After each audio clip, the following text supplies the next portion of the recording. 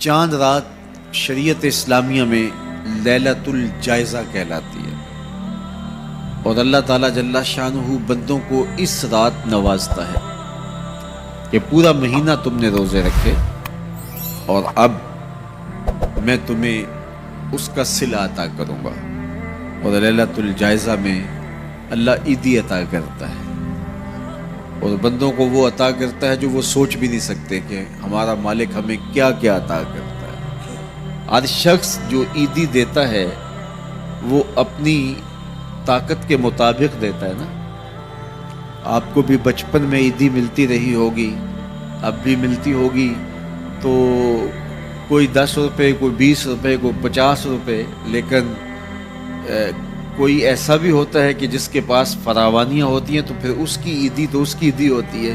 تو ہر شخص اپنی کیپیسٹی کے مطابق ہی عیدی دیتا ہے نا۔ تو یار جب ایک عام آدمی 10-20 روپے دے دیتا ہے، لیکن جس کو اللہ نے بڑا نوازا ہو تو وہ پھر 500 روپے کا نوٹ آپ کو دیتا ہے کہ جناب یہ عیدی ہے آپ کی، تو پھر اللہ کتنی عیدی دیتا ہوگا، وہ کتنی کرم نوازیاں فرماتا ہوگا۔ تو یار جب عیدی لینے کا وقت ہو اس دن ہم بازار میں ہوں، جب عیدی لینے کا وقت، کچھ لوگ اپنے سارے کام اور ساری خریداری چاند رات کے اوپر چھوڑتے ہیں کہ اس رات کو ہم بازار جائیں گے۔ کچھ لوگوں کو شوق ہوتا ہے اس رات بازار جانے کا، حالانکہ بازار شر الاماکن، بری جگہ، سب سے بہتر جگہیں اللہ کے گھر مسجدیں ہیں، اور سب سے بدترین جگہیں بازار ہیں۔ تو مجبوری کے ساتھ بازار میں جایا جاتا ہے، آپ کی مجبوری ہے کچھ خریدنا، اور اگر آپ کاروبار کرتے ہیں تو آپ کی مجبوری ہے کچھ بیچنا، تاکہ آپ اس خرید و فروخت سے اپنے بچوں کا رزق کما سکیں یا اپنی ضروریات کو وہاں سے جا کے خرید کے لا سکیں، تو وہ مجبوری ہے۔ تو مجبوری کے لیے آپ وہاں جا سکتے ہیں، اور ہمیں حکم دیا گیا دیر سے جاؤ جلدی واپس آ جاؤ۔ مسجد میں حکم دیا گیا ہے جلدی جاؤ دیر سے واپس آؤ۔ اور ہمیں پتہ ہے کہ چاند رات کو رش کتنا ہوتا ہے، اور ہم اسی وقت کے لیے سارے کام چھوڑے ہوں جبکہ کندھے سے کندھا چھو رہا ہوتا ہے، اور مرد و زن کا اختلاط بھی وہاں ہوتا ہے، تو پھر اپنے آپ کو بچانا اور اپنے آپ کو محفوظ رکھنا اور اپنی نظر کی عفت اور پاکیزگی کا خیال رکھنا کتنا مشکل ہو جائے گا۔ اپنے آپ کو آزمائش میں ہی کیوں ڈالا جائے کہ جس میں ہم پورے نہ اتر سکیں۔ تو اس لیے یہ بات ذہن میں رکھیے گا کہ یہ لیلۃ الجائزہ ہے، یہ جھولی پھیلا کے رب سے مانگنے کا وقت ہے، یہ بازاروں میں آوارگی کا وقت نہیں ہے۔ تو یہ رات بھی ہماری اللہ کے حضور عبادت میں گزرنی چاہیے، ذکر و فکر میں گزرنی چاہیے، یاد الہی میں گزرنی چاہیے۔ تو لیلۃ الجائزہ کو کبھی ضائع نہ کیجیے، اور اس رات کو برباد نہ کیجیے۔ سارے مہینے کی محنت آپ نے جو کی، اب اس کا صلہ لینے کا وقت ہے، اب عیدی لینے کا وقت ہے۔ تو عیدی لیجیے اپنے رب سے، جھولیاں پھیلا پھیلا کے لیجیے، اس سے خیرات مانگیے، اس کی کرم نوازیاں اور اس کی رحمتیں تمہارے اوپر برسیں گی، تو ان کو اپنے دامن میں سمو لیجیے۔ تو اپنی ضروریات کے لیے اور وقت نکالیے، اور عید کا دن بھی اللہ نے ہمیں 5 نمازوں کے علاوہ ایک اضافی نماز عید کی ہمارے اوپر واجب کی ہے۔ عید کے دن تو لوگ فرض نمازیں چھوڑ دیتے ہیں، جبکہ عید کے دن فرض نمازوں کے علاوہ ایک اضافی نماز رکھی گئی ہے۔ تو یہ ہمارا امتحان تھا، ہمارے ایک مہینے کی جو ٹریننگ ہوئی تھی، اس کے بعد آج ظہر کے وقت، آج عید کے دن فجر کے وقت، آج عصر اور مغرب کے وقت دیکھنا تھا کہ اس کا اثر ہماری روح میں کتنا اترا ہے۔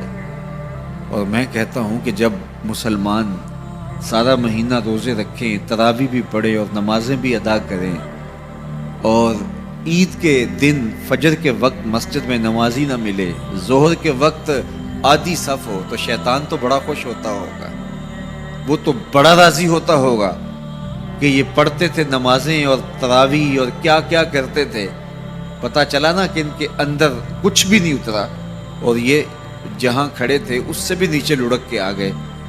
تو شیطان کو کبھی خوش نہ ہونے دینا، اللہ کے حضور سرخروئی اور کامیابی کے لیے دعا مانگتے ہوئے ماہ سیام سے رخصت ہوں۔ یہ گھڑیاں اللہ نے نصیب کی، گنتی کے دن انہیں کہا گیا، تو یہ گنتی کے دن یوں ہی بیت جاتے ہیں اور اسی طرح پوری زندگی بیت جاتی ہے، اور پھر جب آنکھ بند ہوتی ہے تو پھر آنکھ کھلتی ہے کہ ہم زندگی کہاں گزار دیں۔ تو آئیے ان لمحوں کو غنیمت جانیے۔ عید کا دن اللہ کے حضور ذکر فکر میں گزاریے گا، دوستوں سے ملیے گا، رشتہ داروں سے ملیے گا، اچھے کھانے کھائیے گا، اچھا لباس بھی پہن لیجئے گا، لیکن یہ بات ذہن میں رکھیے گا کہ عید نئے لباس پہننے کا نام نہیں ہے، عید رنگا رنگ کھانے کا نام نہیں ہے، عید اللہ کے شکرانے کا نام ہے۔ یہ بات ذہن میں رکھیے گا کہ اپنے رب سے کبھی بھی غافل نہیں ہونا۔ جب عید کے دن سب سے ملتے ہو تو رب سے کیوں نہیں ملتے ہو؟ عید کے دن تو ان سے بھی ملتے ہو جو تم سے ناراض تھے، عید کے دن ان سے بھی تم جفیاں لگاتے ہو جن سے تم بہت دور ہو چکے تھے۔ تم کہتے تھے کہ رسم زمانہ بھی ہے، دستور بھی ہے، آج عید کا دن ہے، آج تو گلے ملنا چاہیے۔ تو یار دشمنوں کو بھی بڑھ بڑھ کے گلے سے ملتے ہو، تو عید کے دن رب سے ملنے مسجد میں کیوں نہیں جاتے ہو؟ اس دن کیوں اللہ سے دور ہو گئے ہو؟ تو 5 گانہ نماز کا آپ اہتمام کیجئے، ایک اضافی نماز تمہارے اوپر عید کے دن واجب کر دی گئی ہے، تو اس کو بھی ادا کیجئے۔ اللہ کے حضور سرخروئی اور کامیابی کے لیے دعا مانگتے ہوئے ماہ سیام سے رخصت ہوں۔ روزوں کے اندر ہماری جو کوتاہیاں ہوتی ہیں، روزے کو ان کے پورے آداب کے ساتھ ہم رکھ نہیں پاتے، تو اس کا کفارہ صدقہ فطر کے نام سے ہمارے اوپر واجب کیا گیا ہے۔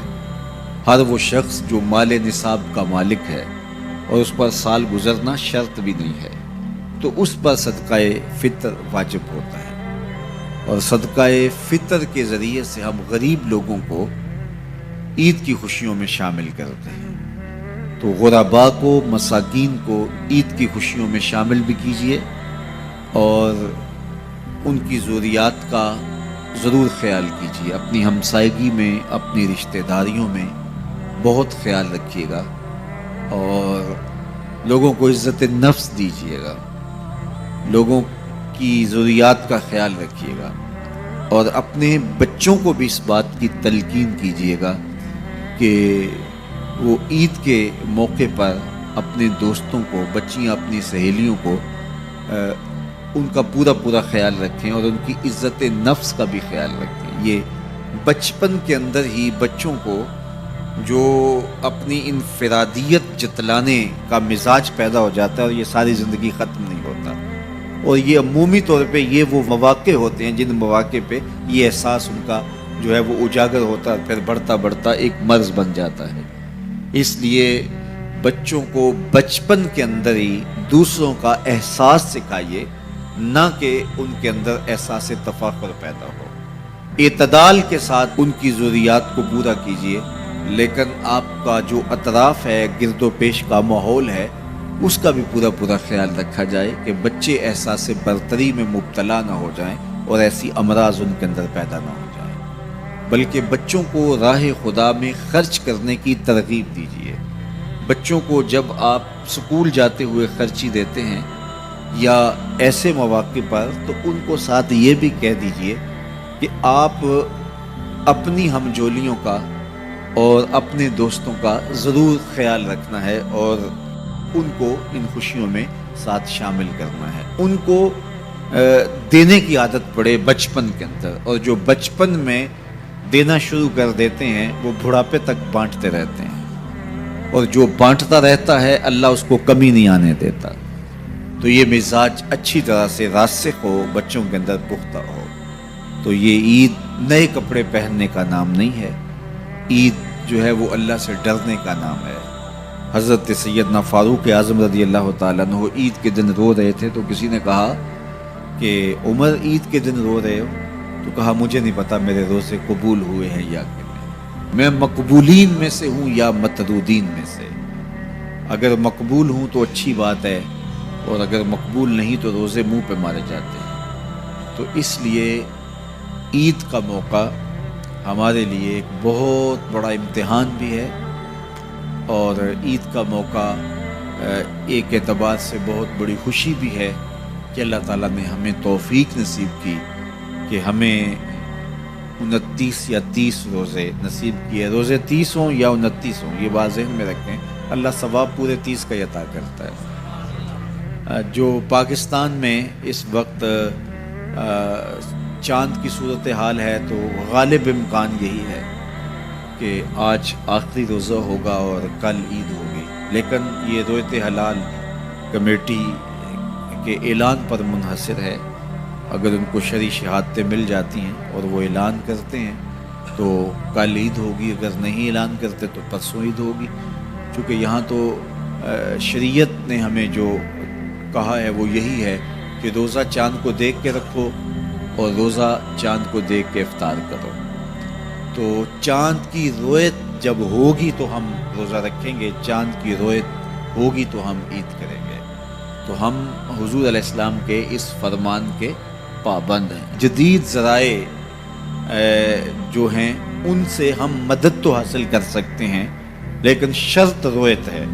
تو رویت سے ہی عید ثابت ہوگی، رویت سے ہی روزہ ثابت ہوگا.